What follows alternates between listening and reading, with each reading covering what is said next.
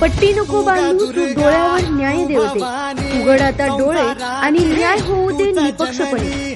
वाचवशील आम्ही तुझ्या सारख्याच स्त्रिया, कसे जपावे सांग आता.